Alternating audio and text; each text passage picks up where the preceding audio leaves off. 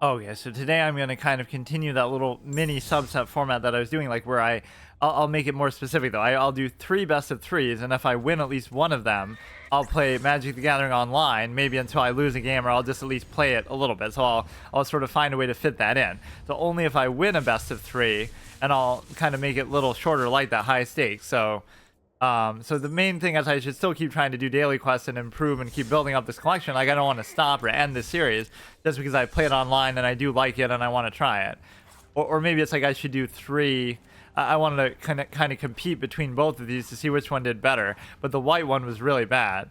So maybe I could do it that way. I'll do 1 with each, and then yeah, I'll do it like that, a little mini set. I'll do 1 with each, and then whichever one does better, I'll do 1 more. Right, so like if 1 wins, then I'll do it with the same one. Or even if you like go 0 and 2, whatever, like you know, best of 3, so you lose one, you lose every game. This one you still lose the match, but you lose at least 1 game in the match. Right, so I think the blue one was better. And then the point is, if I win a best of 3, I can play online. If not, I won't play it at all, and then I'll just whatever. That just ends the episode, I guess, with how short and unsatisfying they can sometimes be. But this one was supposed to be like only hexproof, I guess, and that one's supposed to be like only buffing and only flying, something like that, because I was trying to combine them both together, but I wasn't able to do that because they're just so bad and I hate them so much that it's better just to at least separate them. So I was combining my 2 least favorite colors, which is white and blue, but now I've sort of split them up at least.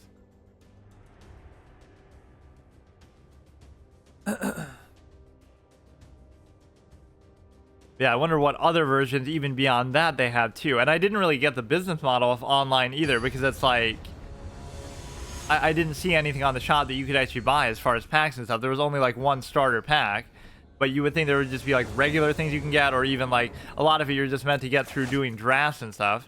So this is at least okay, but the one problem with these decks is I've been getting mana screwed and land screwed a lot because whatever, everything is just so inefficient and high cost, and I also don't have mana generating minions, all things which are not true of green. Right, green, you have mana generating minions, you have good value for what you play, you have good cost things like 5 mana 10/10 or whatever. It's just all more spread out. So the whole condition is everything is hexproof, and so it doesn't matter whether they're good or not, but they're just the whole win condition that I was trying to go for, though, never really materialized, where I was trying to summon Invisible Stalker and just keep buffing it so it would be harder to remove because you already can't target it. You could only remove it with like an AoE or some other effect, and then if you get it to a high enough health value, that could be virtually impossible to do, right? Because your AoEs aren't going to do 10 damage or something if it's a 10/10. But then there is that one AoE that just destroys everything, period, regardless of damage value. And then also it's just going to be doing so much. Like if you get it up to like a 5/5 and you hit them like 4 times, it's over, and they might not be able to deal with it. You should actually do the land, honestly, as stupid as that seems, because you realize how land screwed I already am. Like, it's gonna take forever for me to actually do anything. I don't have any spells, I don't have any cycling, I don't have any card draw, I don't have anything. So how can you be so dumb as to let me have that thing in the ice? What is that? Defender ice enters the battlefield with 4 ice counters. Whenever you cast an instant sorcery, remove 1. Then it has no ice counters transform. Oh shit, that's actually pretty good. When it transforms, return all non-horror creatures to their owner's hands too, which would be very punishing because of the fact that I obviously have paid so much to do it. So even though they're hexproof, they can still be countered, which is kind of bullshit. Maybe I should look up like every single card that has they can't be countered too. Right, like we'll do 3 different decks then. All the ones with hexproof, all the ones with ward, and all the ones with can't be countered. Or I think this is also not just hexproof, but also ward. So the blue deck is hexproof and ward, which shows you I hate what blue is about. Like, I don't like casting spells. I like countering them, or you know, playing on the board and stopping them, and I'm getting still countered like a clown all the way. But yeah, those 3 mechanics I would like about blue. And then the white one is just flying slash buffing, and maybe ward too, or I don't even think it does have ward. I'm trying to basically separate the two because the combination was hexproof plus buffs or something like that. Hexproof plus buffs plus flying. And so it didn't really work out too well because everything's so inefficient. The buffs are inefficient, the minions themselves are inefficient. You might think that's a worthy price to pay for the simple fact that you're able to, you know, get the hexproof, but it's still not very good value. Like a 5 mana 4/2, 5 mana 3/2 with flying. Okay, dude. I mean, at least that is kind of cool. But I would never get that because I never play instant or sorcery spells necessarily. And of course, I'm never going to have like a real reaction to it either. Right, I'd have to block with something or something stupid. But the whole goal and dream of a deck like this is they just can't deal with what I'm doing. Which in this game especially is true because they can't even attack it on the board. So you're kind of punishing that. So if I choose not to block, I could just keep hitting you with it forever. Of course, I almost have to do that, but... you know... Tap target creature opponent controls and put a stun counter on it. So that's actually pretty perfect. And you were probably just going to counter it. For fuck's sake, dude. Counter target... I mean, this is a bit of a troll. Like, I didn't expect this to be a full-on counter deck. So even though despite all my ability to try to counter everything they're doing, I'm getting hard countered in my attempt to counter them. Like, you know... I can still technically survive. That's what's surprising about it. If you do this, right? Like my whole deck exists to counter all their spells, but then they counter my spell that would counter their spell, my minion spell, my creature spell. Look how low we always get them, though. Like it, you know, if it works well, that's sometimes all it takes. I've been using this shit for way too long, actually. Okay, that's fine. We get another chance. Doesn't make me feel too discouraged, but they have far too many things that just counter everything, so there's nothing I can do about it. But no, I'll actually look for every minion that can't be countered and like see that could be our next archetype that I go for, which there probably aren't that many that are like that. But then that's the whole irony. They can't be countered out of the hand when you play them, but then when you summon them on the board, you'll just use removal on them, like... You know, so you can't have it both ways. Like the Carnage Tyrant is my favorite card in card game history. Not really, but it's good because it's a dinosaur. It's decently statted, but it's also hexproof and it can't be targeted. And it has like Trampler or something else that I don't really care about. But like, you know, that's the whole point, is that if you have a situation where, you know, you have both of those, that's pretty rare, but it's like... all you want to do is be able to play it on the board unabated, and then they'll still use like an AoE, they'll still use that stupid white thing that clears everything off the board regardless of health value, so there's no way you're ever going to be able to stop all of that. And again, everything in here is pretty low value, like, or it's going to be pretty high cost and shittily statted. Like, this is a fucking joke, dude. 5 mana 3/2 with flying and hexproof, like, it's still too expensive. Yes, those effects are good, and they're especially annoying kind of combined together, but whatever. So if we lose this, we'll play as the white one, and then if I lose that, then I'll just... well, I'll have to decide. Like, I still play which one did better, and if they did equal amounts, then I guess I can do them both again for the tie break. But whatever, based on whether we win a best of 3 will be whether I play Undercity Sewers, my preferred method of entry when I was attacking it as an Alliance player.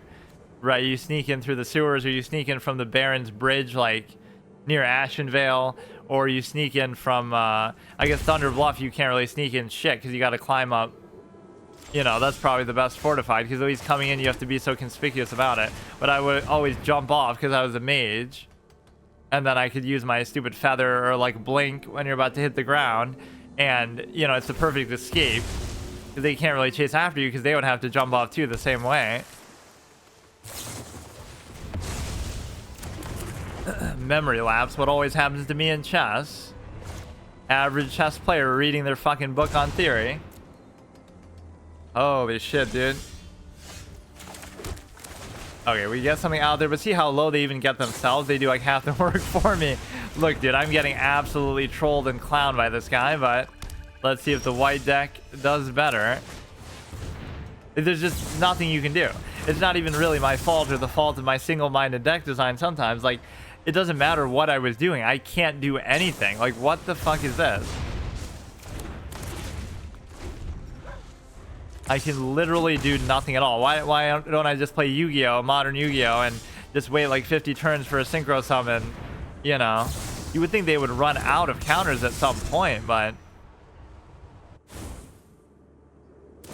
you know, where you sit there on turn 1 and they play for like 10 minutes, fun and interactive game. Like, that's how this kind of deck feels, but to be fair, we haven't seen this kind of thing too much. Oh my god. You just keep doing it forever.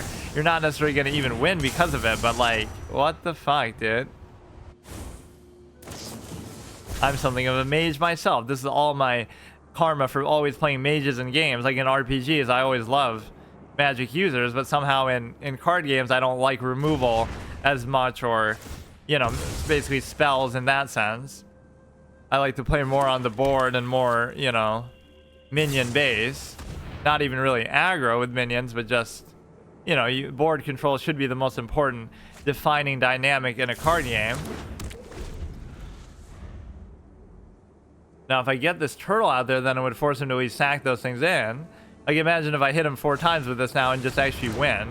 But now they're gonna give me a taste of my own medicine. Damn it, I'm 1 short of that actually being good. Not that I necessarily even want... Well... I just have to hope I get it.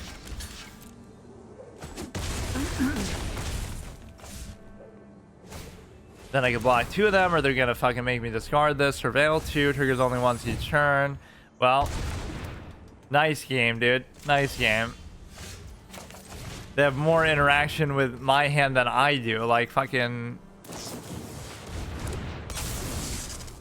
No covered swamp. But yeah, I don't even think of swamps as necessarily being black. I think of them as still being a sort of a hybrid between black and green, right? Yeah, that invisible stalker is totally going to be my win condition now. I just need like one final finisher type of thing with these decks, and it never happens because... Now you're still going to hit me for like 5. Right, so we have 2 left. We have this thing still alive. If we had like give it +5/+5 and trample, but that still wouldn't be enough. I didn't get mana screwed quite as hard there, but okay, let's give the white one chance. Or if neither one does better, I guess that should be considered a failure just net, because, you know, if you go 0 and 2 with both. But this deck is at least actually a little better, right? Or at least I liked it a little more. The other one is just kind of a clown show with flying and buffing, which is all very inefficient too. We'll give that one a chance, and then we'll see if we need a tie break option necessarily. That was surprising, but I can't complain too much. Like, that deck just clearly wasn't that good. Or, I mean, that deck was clearly just a troll. The one, you know, they're just countering everything I'm doing, and it's just... Oh, no, wait, I want to see something, though. I want to see every card in the game that says this can't be countered. If we look at, like, let's look at the text of, like, Carnage Tyrant, for example. This spell can't be countered, even though it's a minion. This creature can be. This spell can't be countered. So the point is, let's see if there's very many minions that have that. This spell can't be countered, and I wasn't even using that, like, in my blue deck, because... You know, it's cool and all, but it doesn't have anything to do with what I'm doing with that. Like, of the ones we have, there's really nothing too impressive. They're both blue. And let's just see if there's a good supply of minions here that would have that. A lot of them really don't. And a lot of them just mention it in other contexts. Like, this spell can't be countered, 4 mana 1/1 over there. This one's actually pretty good, because never mind even the toxic, like just the rush... I mean, the haste, the ward, the fucking can't be countered. Only thing that could make it better is if it has hexproof. So take away the toxic and put hexproof, and I would like that more. Yeah, that's pretty good. Like, pretty well statted. 7 mana, 8/8 with all those effects. Like, I don't remember even crafting it. I probably did. I've wasted my wild cards on a lot of shit, but let's just see what other things that say that. There's very few that actually say that. This thing looks so different in terms of the art style, doesn't it? It's like in Pokemon where I make fun of, like, oh, this looks like something somebody bought like a little dig dug on eBay kind of model and took a picture of it with their phone and just uploaded that to the card, whereas the rest of them look like actual illustrations. So this is the same thing. This looks like some kind of CGI bootleg fucking dog shit from 2001 or something, like a tech demo, even though it looks kind of cool in a way, right? It just looks totally inconsistent with the rest of the cards in the game. I wonder how that is in like real life context too. Like, how many of these pictures are the same as the physical card? You would think they would just recycle them, but a lot of the cards they even just add new too for this version of the game only, which is kind of weird. So I won't even say online is better, but I'll just say it's like more complete, than it might have every card in the history of the game or more along those lines, whereas this game doesn't. Even though this game does have a lot of cards still. But it's interesting that they wouldn't just do that anyway, though. Regardless of whatever business model this game is trying to have, why not just have every card in the history of the game here too? And, you know, it's just a net positive. But maybe they don't want to feel like they're competing with that one, or they want to give people a reason to still play that one. No need to take notes, because taking notes in a card game is technically cheating. Right? Like, you can't be counting cards and shit like in poker or something.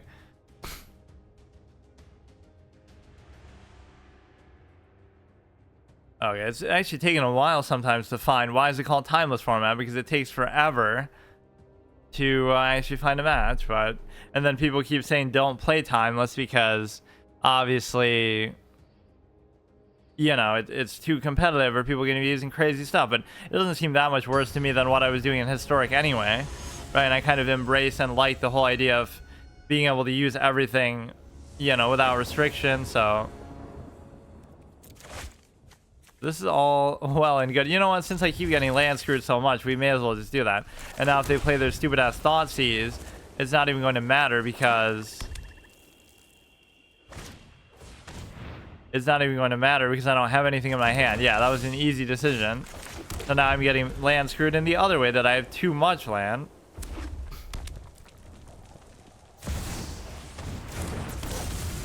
But I'm actually fine with that, because then whatever, at least anything I get I can just play without thinking about it.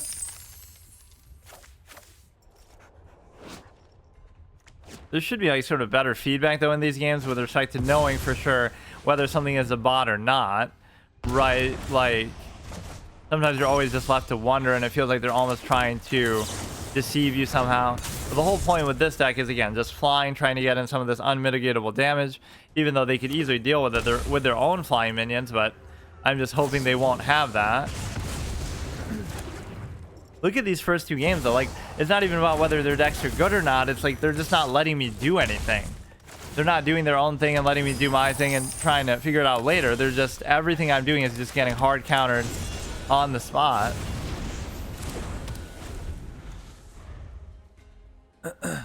And what if he was actually holding the One Ring of all things, the ultimate crossover? Oh shit! Oh shit! As soon as I say that too, he plays that. It's like this ring, this mouse is attracted to every ring. I was just mentioning that too. Like, why can't this be the One Ring?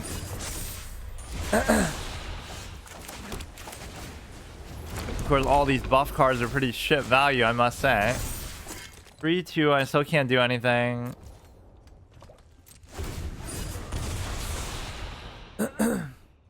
Yeah, the animation of this game are actually pretty fast-paced, which I like. Sometimes Hearthstone could have always been, back in the day, like very slow, and like the Grim Patron especially. But part of that is to the credit of their voice lines and stuff like that.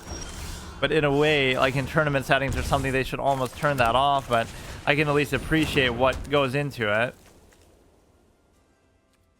So this is can't be blocked by creature 4 or greater, but it doesn't matter because, you know, you have that stupid ass 2/1 anyway. Now we'd be just hanging on for buffs. Like, I have a great amount of mana, so if I just keep drawing actual good cards in my deck now. of which there probably aren't any because the deck itself just isn't that good. But if I do, then, you know, it'll actually be good because for once I can actually just play them like that.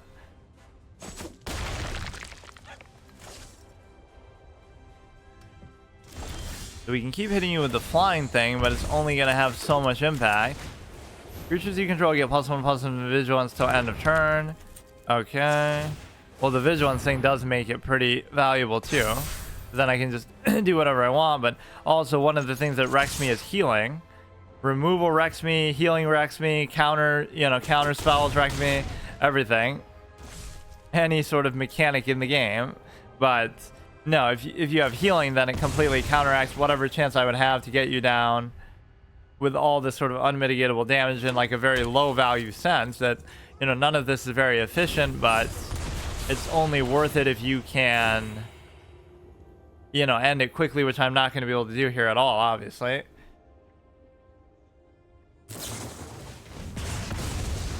Yeah, like I don't really have a win condition here, but I'll kind of see just what I get. It's rare that I actually have this much land at my disposal.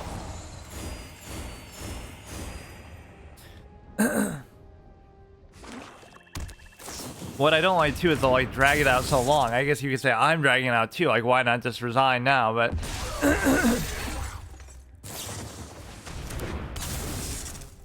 they'll drag it out so long, like they've obviously won, but now they'll be like extra careful or something. So everybody uses at least these two cards in Timeless: Thoughtseize and the Orcish Bowmasters, which this one doesn't even seem that good, but for some reason everybody likes it.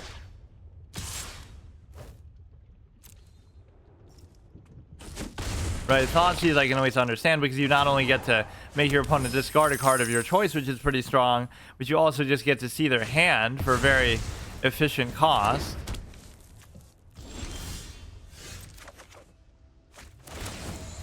Yeah, draw. Don't mind if I do, as in draw the game, which I don't know if we've seen a draw actually happen where like both people hit 0 at the same time.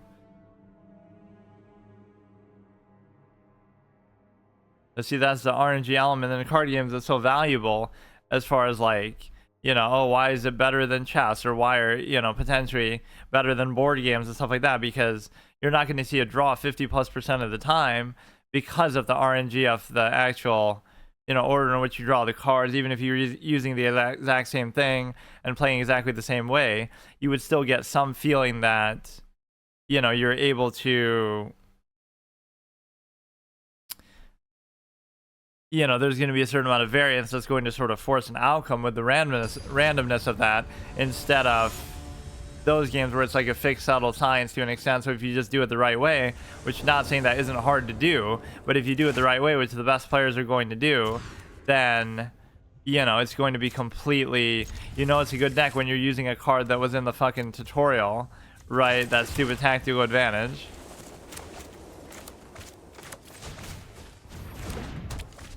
Okay, at least this time we got a decent balanced hand, even though I had to still mulligan for it. Oh shit, and you got this little Frodo roleplay one. Okay, so what you can do is, whenever it enlists a creature, you get a one-time boon with any creatures, cast a creature spell. So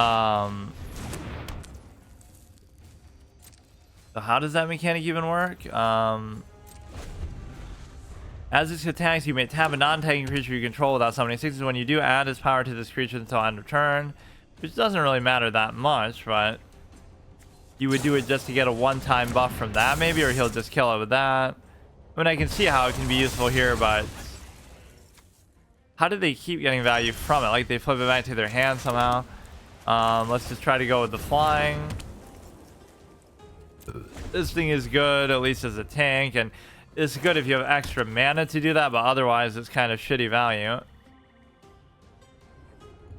Yeah, this is like the anti-bluff type of thing, like where they see you hovering over something, so now they know what you're thinking, so you shouldn't make it too obvious by doing that, or you are trying to fake them out.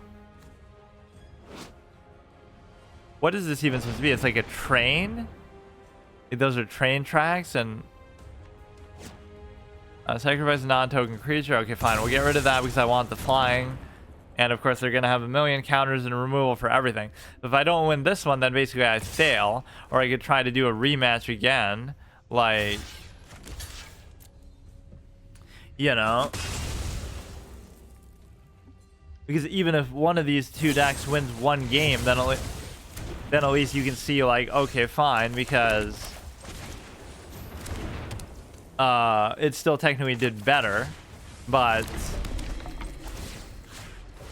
you know, so then it's still the winner, even though they both lost in the best of 3 context, which is kind of stupid.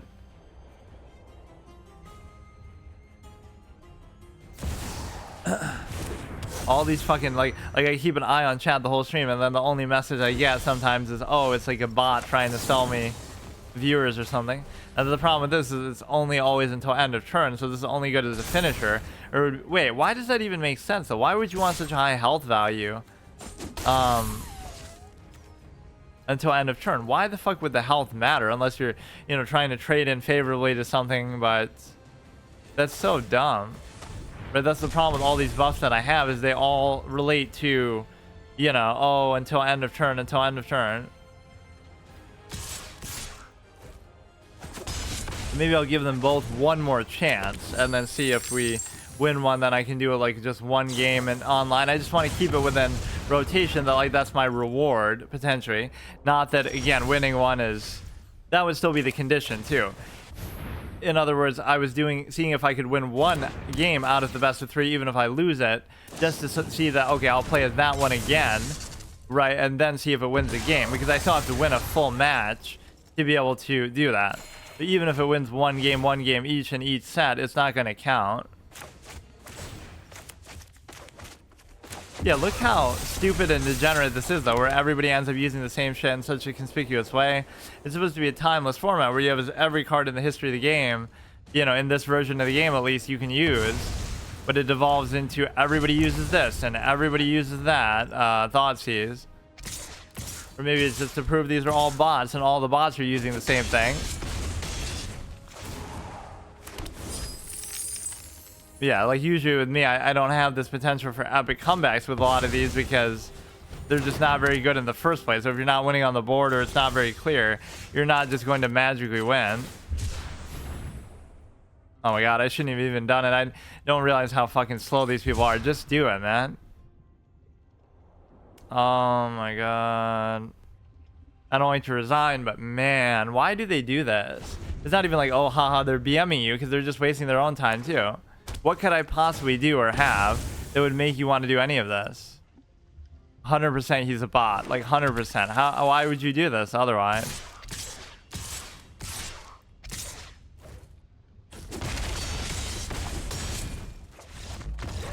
Okay, so they both go 0 and 2. So this calls for a tie break.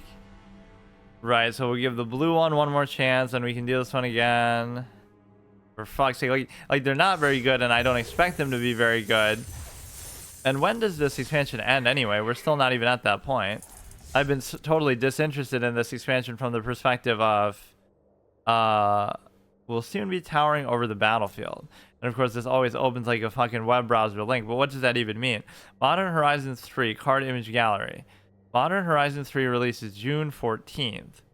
What does that mean? Is that like a mini set, or it's just like a cosmetic set? I don't even know, because it would say that on the reward track. Like, what if it was like an actual proper next expansion? It says like, oh, 29 days left or whatever before the next thing. All right, so let's give it one more chance. Let's see. Even if we win this, I'll still do the white one just to see what how well it does.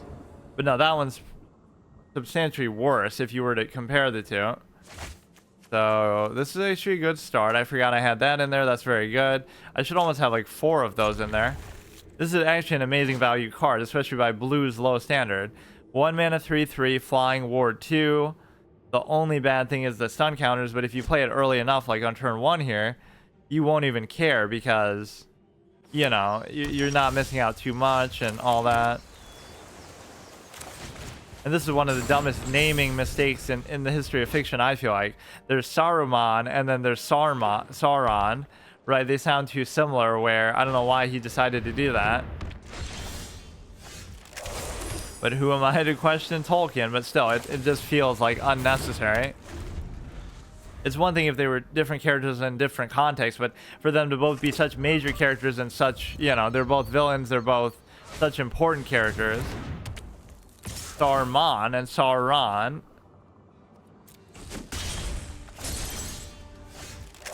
Okay, we got a good amount of land. Everything's good with that. Why do I even have this in here? Just because he has ward, I guess. When you cast your second spell each turn, amass orcs too. No, just say to war, and that'll amass them right there for you. What is this? Draft a card from the spell book. Discard 2 cards. I don't really want to discard shit. Let's just do this. You are going to have, like, reach, right, to be able to deal with this, but you're not going to actually kill it. Remove all +1/+1 counters. Whenever it attacks, +1/+1 counter for each equipment attached.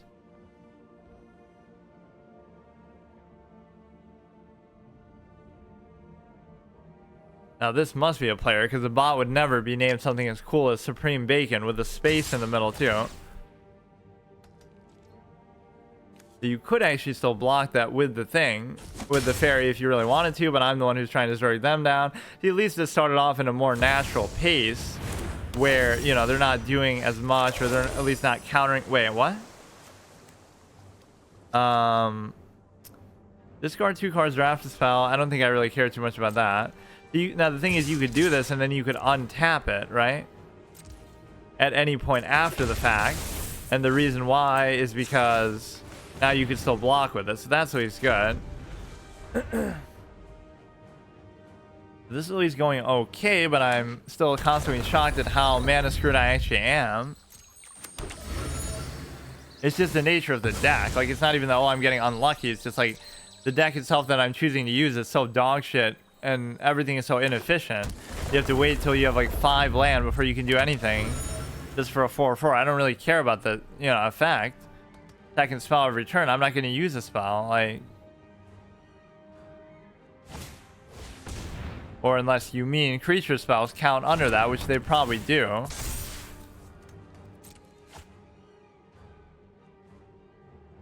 You could trade into there, but I think I'll just let him do it, and I should win the race as far as damage, because clearly my Invisible Stalker is doing overtime work here. Yeah, this matchup at least doesn't seem as annoying or as intimidating. Of course, I can block the 2/2, but you get like first strike, so maybe I couldn't have.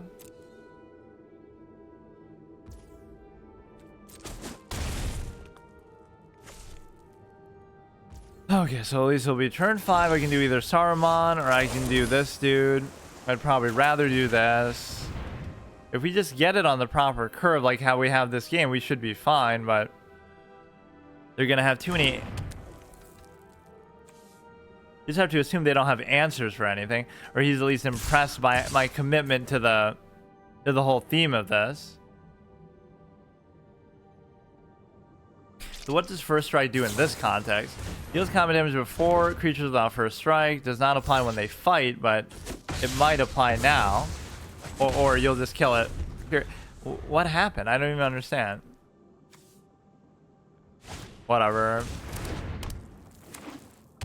We get the 3/5 and he's so impressed by it, and now we can get Saruman too, even though you're only doing it because he has ward. He doesn't even have flying or anything, so that's kind of an underwhelming card. He should at least have hexproof.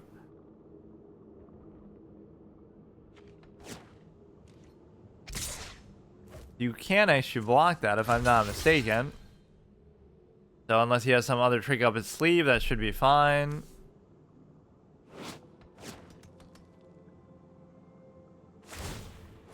Yeah, he's emoting and everything, so at least we can rest secured. It feels like Hearthstone more. Oh, fuck.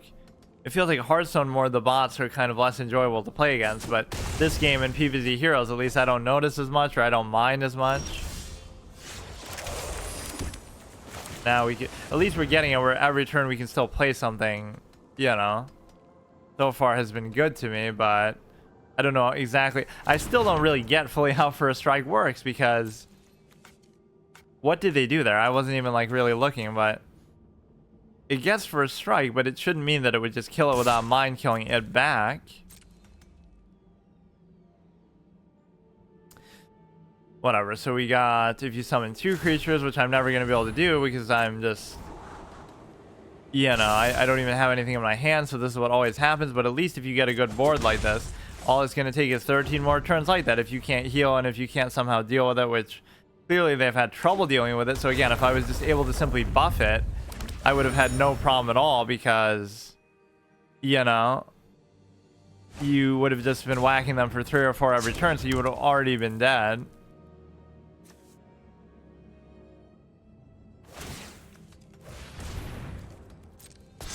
Okay, so that'll be fine. Death touch as well, so that's a little bit scary. I could probably trade into the 5/4 with Saruman. Saruman lost to this random fucking tiger tracker. You probably are worth off doing that.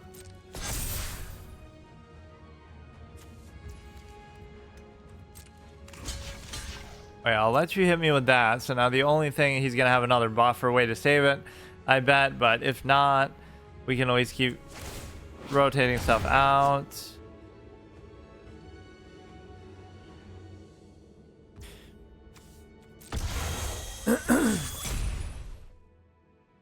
That lets you get cucked on the ward thing and then nothing actually happens, or it does actually happen, never mind. Alright, so I'm pretty much screwed and dead and it's fine. Whenever it attacks, scry 1, so the effect there isn't really too important. Pretty badass picture. I don't mind some of these sea creatures, actually look pretty cool, as much as I don't like blue. Like that one, whatever, that crazy 7/7 one that I have. I forget why I even made that. I was trying to like have at least one card of every color in a deck to sort of call it a pseudo rainbow thing, but it's really not because, you know, it was just in pretense or gimmick. So I tried to make the coolest, most badass looking one from each type, or like one that's actually a dinosaur or something, you know.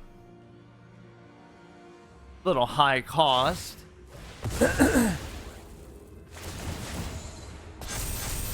So as much as the whole point of this playthrough is, oh, I want to collect every green card in the game, I've crafted so many ones of other colors just for the sake of whatever, variety and just embracing the whole length of the experience. Because even if I had only crafted green cards, I wouldn't have every single one in the game still, but actually I might be a little closer to that than you think, though. Or I still should have done that, but I'm obviously dead, so just hurry up.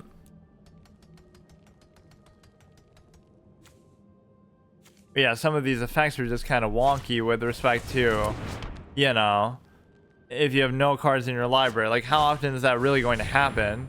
And it's not like my deck is built to be done that way, and I don't know if there was ever a deck that really took advantage of that. Like, that's actually your win condition. You wait till maybe in a simpler time that could have been good, right? Like 2 control decks deck out, and then you know, win because you have that.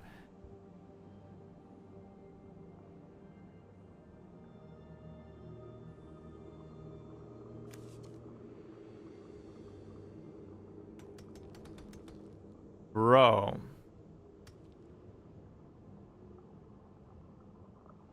Not that hard to figure out. Why is that like all splotchy and bugged like that?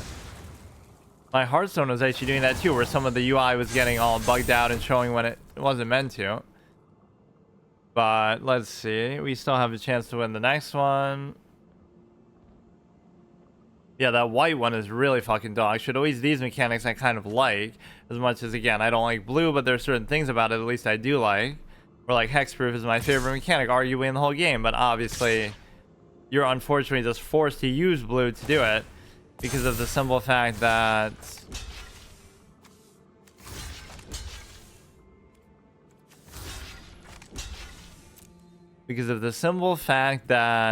you know, most of the hexproof cards in the game are from that. You know, why, for example, couldn't you have just attacked with everything else and then won as a result? And the reason why is because you're a complete fucking clown. Like, there was nothing I could have done. Like, they try hard even in moments like this that kind of pisses me off. You obviously win. Like, what are you doing, dude? You don't have to do anything. Just I have nothing in my hand. I have no other play. I'm gonna, of course, I'm Yugi-Moto from fucking Yu-Gi-Oh, and I'm gonna have Electromagnetic Turtle in my graveyard to save me because I'm a plot armor cheating clown. You gotta be wary of that and make sure you play it optimally every step of the way. But other than that, you literally win, dude. So what are you doing? I'm gonna start resigning. Like, I hate doing it. Just in principle, I like to see how the game plays out. I like to give them the proper win for their time, but when they don't respect their time either, like, why are you doing this, dude? It's not even BM. It's like, it's wasting your own time.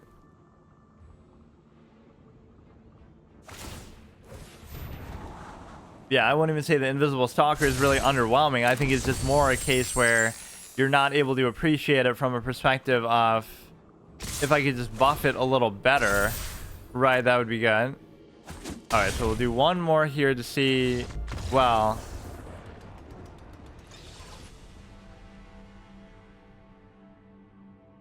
it didn't seem really that bad or intimidating, but obviously it was a pretty good curve, all things considered. I mean, the best you can get with a deck like this that's so top heavy or just whatever, middle heavy with very inefficient kind of things. Like, I'll even keep it for the sake of the land, because no, I guess not. You gotta try to you gotta try to get the fairy thing first and the Invisible Stalker, almost to the point where if I don't have 4 fairies in here, I should almost make them. Okay, I just already lose. Like, I just want to have something I can at least play early game, but you just can't.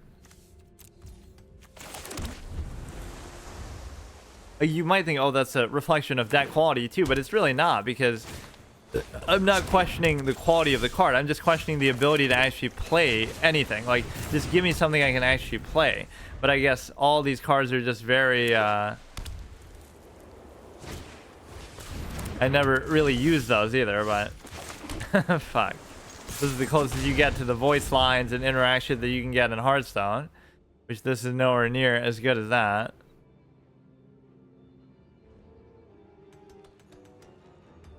This is like in a year and a half too of playing this game, right, as a free-to-play player. Like, I don't know how you get these exactly. I forget how I even got these. I didn't pay gold for them. I don't know if that's something you pay real money for, or it's something that obviously, you know, you get from getting to certain rank or something like that.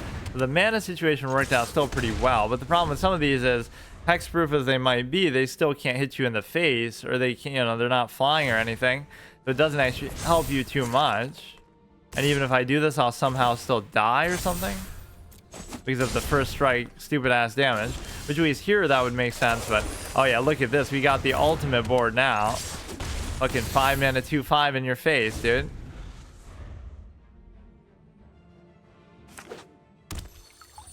So this is the only problem, is that we're in top deck mode. So if you can deal with all this, I'm screwed. So you could just literally block with that and I'll be too scared to do anything.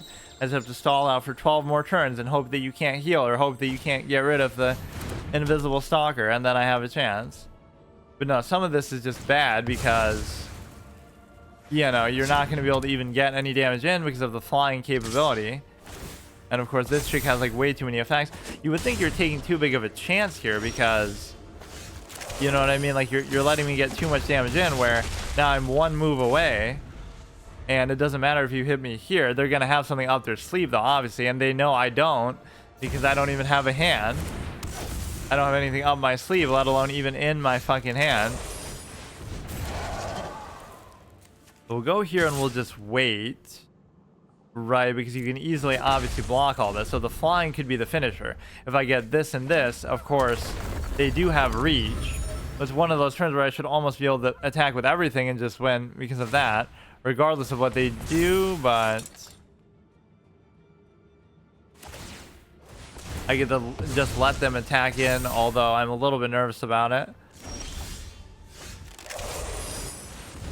So now mathematically you should win, because you have, what combination of stuff could you block? You're not going to be able to block the Invisible Stalker. You'll block like this and this, and then I'll get the 2 in.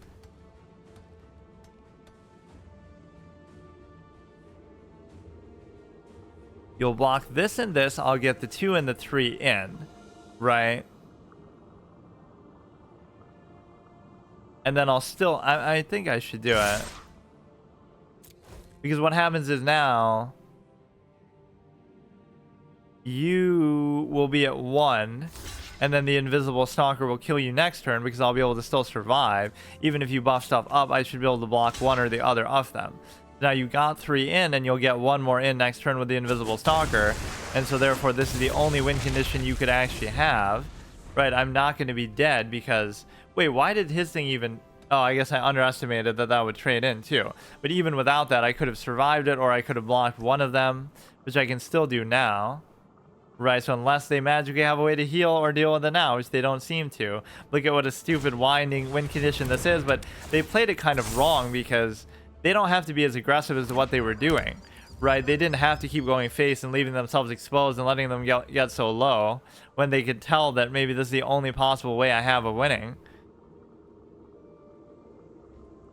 Come on, the invisible stalker's got to do it. Got to do it. They just don't have an answer for it. They can't deal with the hexproof. They can't AoE. Right. But some of this damage becomes a bit of a moot point because you have a situation where, you know, in the unlikeliest of fucking victories here. Oh, shit. Look at that, dude. I was not expecting that. So at least we win 1 there. And then we get to see if we can win the best of 3. See, like, there's no way that you should be able to do that. Not that this deck is even that good, but that was super unlikely, and they still misplayed it badly. Like, just don't let me get all this face damage in there, and you're fine. So now, Epic Showdown, and then we'll see if white does, like, really better. Which is very unlikely, too, but we're playing for the ability to play a game of online, which... you know, whatever, it doesn't matter. It's not even like I have to do it. In fact, for time's sake, I might not even do it. But that means the next time, I don't know, I should maybe just do 1, but that's assuming I'm gonna win. This guy has short-term memory, some shit. But that is pretty cool that it at least got to this point. I was not expecting that. Because, like, my win condition there is very narrow, right? If it didn't happen exactly that way, or if the game just dragged out a little bit longer, I would have lost, obviously. You have at least a decent amount of land, right? But the fairy is something I definitely would like to have more of. I wouldn't mind even having 4 of them, but I guess just for the sake of variety, I somehow, you know, would rather have 1 of each copy of every ward in the game, or every hexproof in the game, than having too many copies of the same one. The exception being Invisible Stalker, because you just, you know, that's kind of the whole point, that you can get in so much unmitigatable damage, but there aren't really any buffs in this deck, so it ends up being such a problem. Right, the 1 damage is cute, but it's not going to be that impactful. Even last game, you could say, oh, it won me the game, but it wasn't the reason why. I was just getting in a lot of other damage overall with other things, because they were kind of attacking in like a clown and all kinds of other stuff. Just getting off to a very good start, but guess what happens when you get off to a good start with a deck like this? Nothing. Nothing happens because... what does that mean, though? Attach to target creature you control. That might actually be worth it because... you know, that's exactly what I'm talking about. I don't have any buffs, so having that little dinky 2-1 wasn't going to help me at all. Right, and this guy has shown a complete inability to actually deal with this, so... if you can just do this, then, you know, 5 turns later, we'll just win. But the problem is I'm still relying on actually having to summon other shit.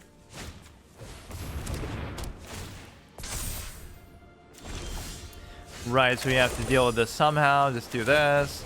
These are effectively the same thing, too, because you're gonna, obviously... you know, that effect is not going to matter. If you would draw a card while your card has no library, skip it instead, so it's like a mill immunity type of thing, right, where you won't lose because of it. So that could be some good anti-meta thing to potentially have too in some cases, because you're able to basically negate losing to mill as long as that's out there, and they might not be able to deal with it. So we could try to do this flying ward, although they have a little bit too much shit going on here. And so the reason why is because you're able to do this. Right, so now I'm a little bit scared, though, because I have to at least block something. And the trample is going to be concerning, too. But do I trust that I won't die here? If I'll go for 7, and then I can try to finish them off. But that finish off is going to be the question. Should I trade in, or should I just go... Oh my god. I should probably trade in at least one of them, right? That touch trample. So they'll still hit me for 7, and so I'm not... Oh my god. I can't even do it now.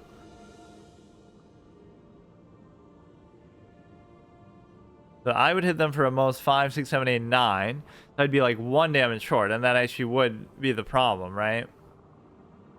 Because then I'm dead for sure the next turn, and the trample is going to guarantee it. So do I like double block this with something and then... Oh my god. I mean, I shouldn't speculate what I want to do, because he's going to get these up to a million by the time this turn is fucking over, so I can't do anything. I definitely should probably kill one of them, though, I guess, is the point. Right, kill the stupid-ass shaman. Pretty impressive turn. I mean, basically went on for literally fucking ever. I'll go ahead and I'll do that, but it's weird that they decided not to... It's weird that they decided not to actually do this. What?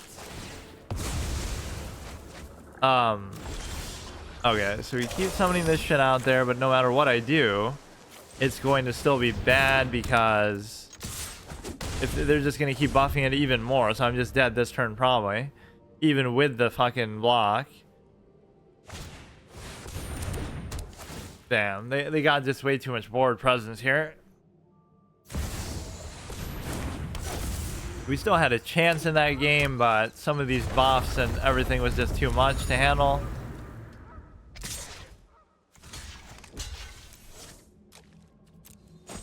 Let them have that, and then let me see what I can do with this, but that turtle isn't going to do much for me. And all this stuff is pretty shitty. This could be so fun in a context if everybody played like this way, but right, nobody does. Like if we all use suboptimal shit decks together, but obviously I'm dead. They copied King Kong. The Titan Ape. When it enters the battlefield, it fights up to 1 target creature. That's literally like the same pose, honestly. And he's like holding something, like how you know he's holding the girl on the Empire State Building or whatever.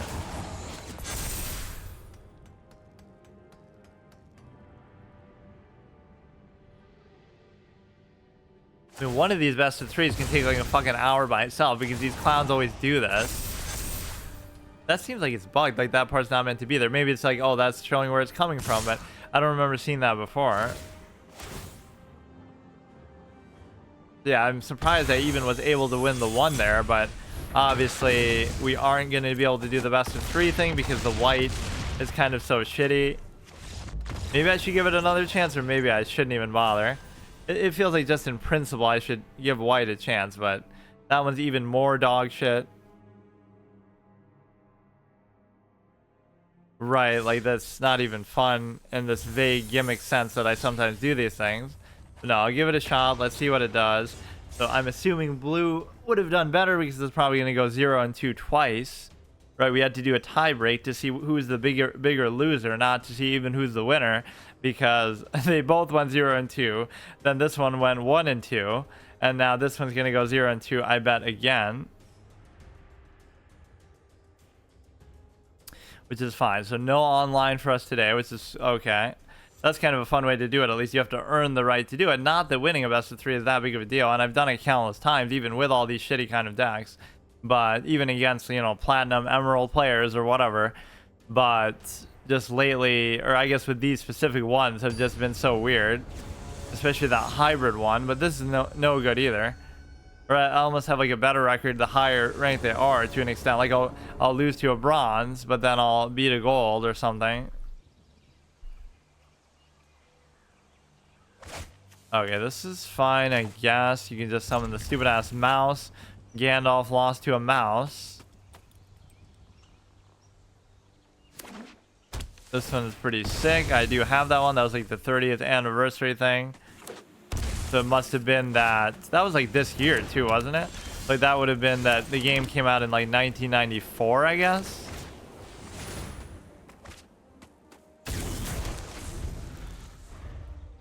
And again, that's sort of the main experience that I would have wanted to have. Like I want to see what that would have been like, where all the power creep and stuff is toned down, which to some extent you can maybe do that in online, but like legacy format, but I just don't know to what extent you're allowed to use sort of newer stuff in there still that would kind of ruin it.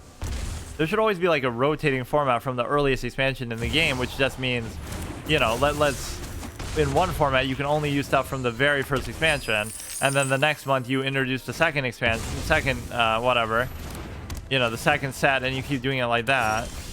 Like they do that with certain MMOs, like where they'll go back through. They won't just do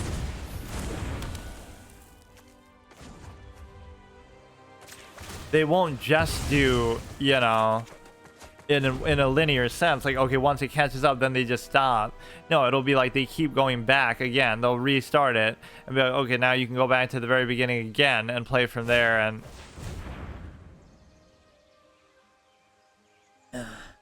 like how WoW made a big mistake because they did vanilla WoW, right? But then they did BC, but they didn't keep, well, at least one BC server around. They said, no, fuck it, we'll just go to Wrath and, you know, forget about BC. So they missed the whole point. Why not just have one server where you can always do that till the end of time? Then with Wrath, they probably did the same thing. Now they go to Cataclysm and so on and so on. You look how low we're getting him, though, by my own credit, even though they do it all to themselves. But you have to appreciate the fact that in a game that only has 20 base starting health, he's already done half his health. Like, it's no big deal.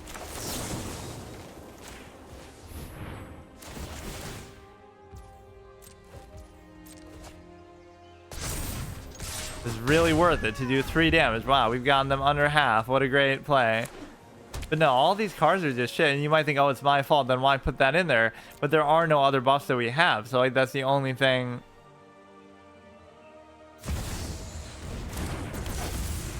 So if I could just summon something a little bigger here, it could be good. Or just anything at all. But it's safe to say we're not going to win the one set, so that's fine. Let's just try to see what we can do. We can buff this thing again. How scary is that going to be? Unless they pay X for X as the power. Which even if I have to do it for all of them, I can still do it. It's just kind of dumb. As their first non-creature spell each turn, draw a card unless they play X. Well, I guess you could just let them draw the card then too, but... If we get one more, oh shit, look at this rat completely wrecking you. And he's got the one ring in his mouth to rub it in your face too, Gandalf, you clown.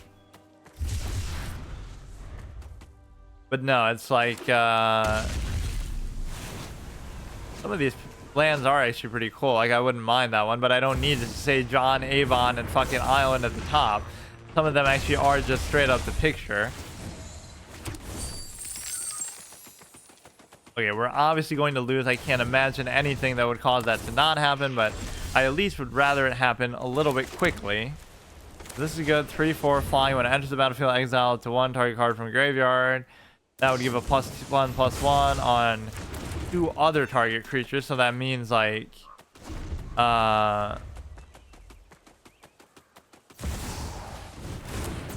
know, obviously you can't do it to itself. 1 HP over here. Let's see what happens. Like, it's not the kind of deck that you're gonna have some crazy comeback play where I have some AoE or win condition, OTK, you know, full heal Reno Jackson. Like, I don't have that kind of shit in here. Might be a bad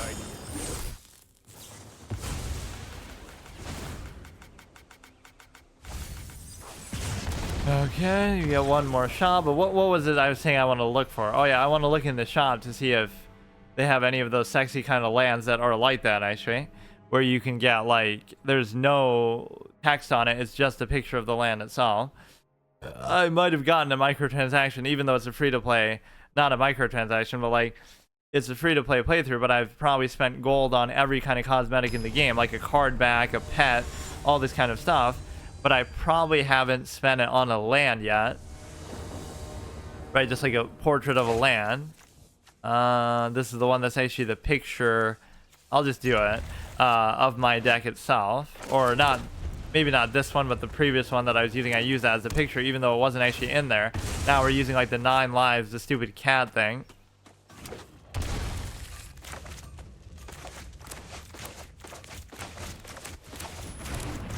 Yeah, it should let you pre-move too. Like you already know what you're gonna do, so it saves you time. But usually that's not even an issue for people in this game. Creatures you control get +1/+1 until end of turn for 5. Like, what a great value thing.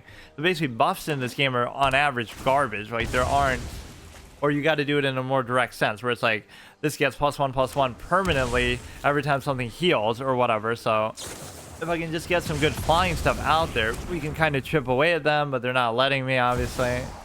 Or really, my deck isn't letting me because I'm just not getting them ever. Creatures you control get something. +1/+3 is a buff. I love that though. Every single one has that key phrase like, oh, you know, until end of turn, until end of turn. Like, what's the point then, dude?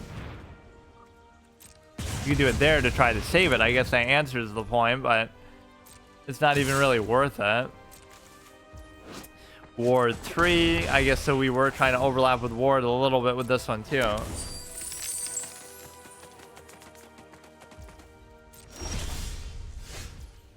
Okay, this one will be over pretty quickly. Like, I didn't realize how bad this one would actually be. Like, at least the blue one I can respect a little bit, although it's still bad, obviously. When you just hard commit to a mechanic, basically, is the way you can think of it as. Like, have every card in the game that has X effect, and only that. Like, every hexproof, every first strike, every haste, whatever. And just singularly focus on that, and don't even build around it, just like... Or you could kind of build around it a little bit, but... With this, I don't know what the win condition would even still be, unless you would just say, well, you know, it's going to be fucking like you try to buff them or something, or one of them is just gonna have a game-breaking effect in itself. So it's not like the overall deck design that has a win condition, it's just the one card that has the win condition.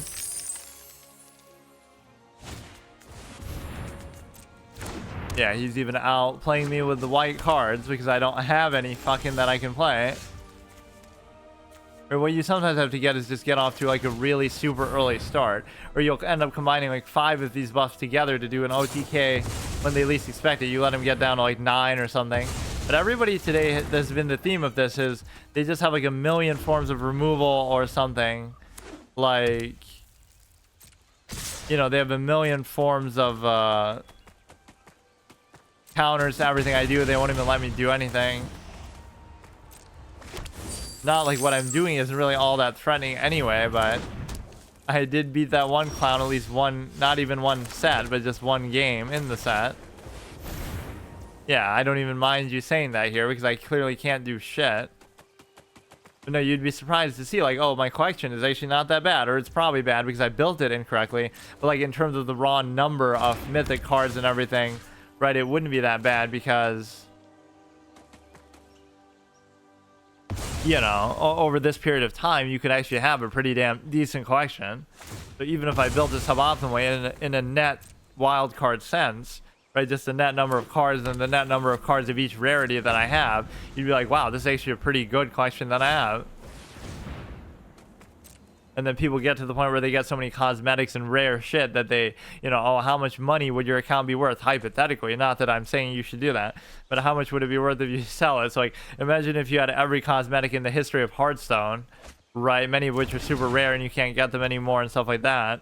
How much would it actually go for? So even as much as I like the game and have played it, I don't have anywhere near stuff like that, like all the rarest stuff, and some of them are kind of really weird and specific. Like you had to be in China in a school esports program to earn this one, like a Golden Sun or something like that. I can't remember the name of it, but he does have some pretty cool ones for that. Looks like it's gonna be about to be a fucking tornado there. they copied the cover art from Twister. Fuck. Are you sure you want to make such a dumb clown play? You said good game like 5 minutes ago, but I mean... Fuck. Yeah, why does that seem a little bit bugged out? Alright, so let me look for... What did I want to see? Oh yeah, just look in the shop. So we win one game out of each of the set, out of all the sets combined.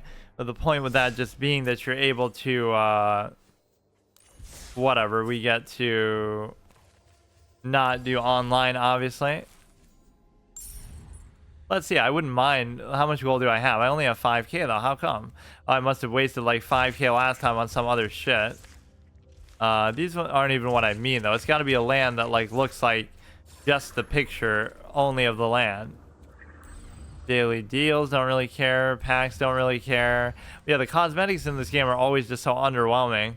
Because especially with the heroes and stuff, they don't have the kind of voice, personality, and everything. Like they copied Hearthstone. How ironic, because Hearthstone was always accused of copying Magic, but from a presentation standpoint, that still blows us out of the water, which is kind of surprising.